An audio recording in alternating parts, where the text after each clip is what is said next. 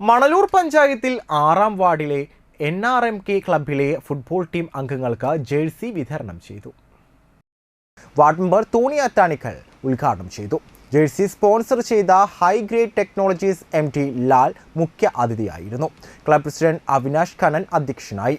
Team manager PA Ashkar, team captain Sai Krishna എന്നിവർ സംസാരിച്ചു. നമ്മുടെ ജില്ലയ്ക്കും നമ്മുടെ സംസ്ഥാനത്തിനകത്തുള്ള എല്ലാ വാർഡുകൾക്കും മാതൃകയാകുന്ന രീതിയിൽ ഏകദേശം വാർഡിനകത്തുള്ള 10ഓളം ക്ലബ്ബുകൾക്ക് ജേഴ്സി വിതരണം ആരംഭിക്കുകയാണ്. രണ്ടാമത്തെ ക്ലബിനാണ് ഇന്നിവിടെ ജേഴ്സി വിതരണം നടത്തുന്നത്.